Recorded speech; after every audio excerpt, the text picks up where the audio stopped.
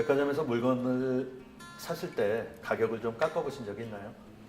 아마 백화점에서 물건 가격을 좀 깎으려고 생각하시면 굉장히 좀 이렇게 불편해하시는 분들이 계시더라고요. 그래서 그럼 그 이유가 뭔가 한번 여쭤보면 대부분은 정찰제라는 이유를 말씀하세요. 그런데 정말일까? 혹시 여러분들 운전을 하는 상황을 생각해 보시면 운전하시다가 뭐 신호등이라든가 아니면은 주정차라든가 여러 가지 이유로 교통법규를 좀 위반해 보신 적이 있으실 겁니다. 그런데 교통법규를 위반하는 것은 뭐 단지 스티커의 문제가 아니라 자칫 사고라도 나면 큰일이기 때문에 그건 반드시 지키셔야 돼요. 그런데 이 정찰제는 사실 법의 문제는 아닙니다. 혹시 주변에서 뭐 정찰제를 어겨갖고 뭐 입건을 됐다거나 아니면 조사를 받았다거나 이런 얘기를 들어보신 적은 없을 겁니다. 심지어는 이 명절 때 재래시장이 장사가 안 된다 그러면 언론에서 이런 식으로 좀 홍보를 해주죠. 재래시장에 가시면 물건 가격을 깎을 수 있는 뭔가 사람 사는 정도 느낄 수 있다. 그런 걸 보면 분명 정찰제는 합리적인 이유는 아닌 것 같습니다. 그럼 정말로 우리가 물건 가격을 깎는데 주저주저하는 이유는 뭘까? 아마도 체면이 아닐까요? 괜히 백화점 같은 장소에 가서 혹시 여러분이 물건 가격을 깎으려니까 이 판매 직원이 손님 여기서 이러시면 안 됩니다. 뭐 이런 식의 면박을 당한다면 아마도 굉장히 창피한 노릇이니까요. 마찬가지로 모든 일의 시작을 한번 생각해 보면 결국은 내가 말을 하는가 하지 않는가 거기서부터 출발하는 것 같습니다. 그렇기 때문에 협상도 마찬가지로 여러분이 말씀을 하시는 데서 문제는 시작된다고 생각하시면 좋을 것 같아요. 그리고 뭐 모든 인간관계도 마찬가지겠죠. 서로 뭐 사랑하는 사이나 아니면 뭐 서로 갈등 있는 사이에서도 누군가가 말을 해야 그게 나의 문제가 아니라 이제 우리의 문제로서 좀 함께 고민할 수가 있고 그러다 보면 좀 더 다양한 해결책이 나오지 않을까 싶기도 합니다.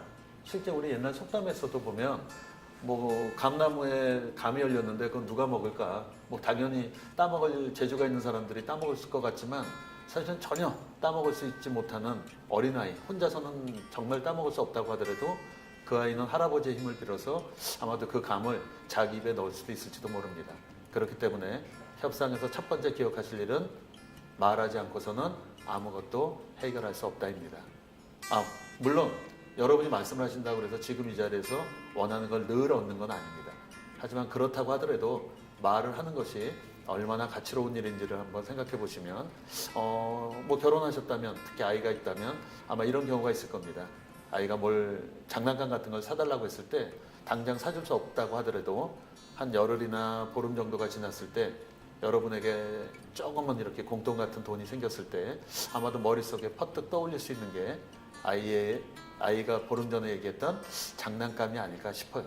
만약에 아이가 보름 전에 장난감에 대한 이야기를 아예 하지도 않았다면 아마 여러분의 머릿속에서는 장난감을 떠올릴 이유도 없었겠죠.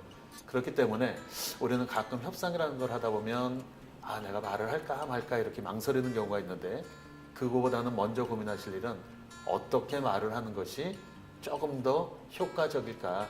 그러니까 말을 한다 안 한다의 고민이 아니라 어떻게 말을 할 것인가를 고민하는 게 훨씬 더 생산적인 일이라고 생각합니다.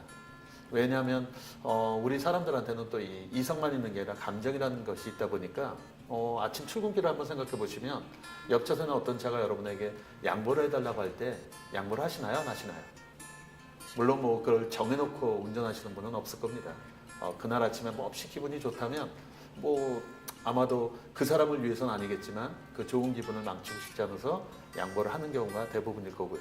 물론 반대에도 여러분이 아주 언짢은 날이면 가뜩이나 언짢아 죽겠는데 그런 상대의 요구에 아마 민감하게 아니면 신경질적으로 반응하시는 경우도 있을 겁니다.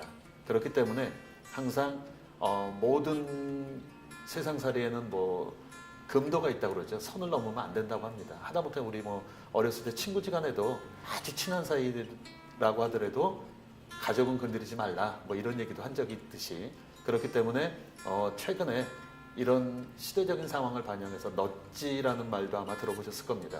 옆구리를 쿡쿡 찌르다죠.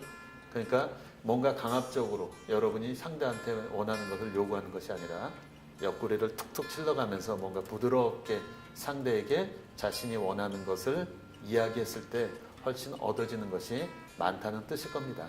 그렇기 때문에 협상에서 여러분들이 반드시 기억하실 일은 말하지 않고서는 아무것도 해결할 수도 없고 얻을 수도 없다는 것이고 그리고 이왕 하는 말이라면 여러분들이 상대의 기분을 거슬려서 안 해주는 게 못 해주는 게 아니라 안 해주는 그런 어이없는 상황을 막는 것이 가장 중요하다고 할 수 있겠습니다.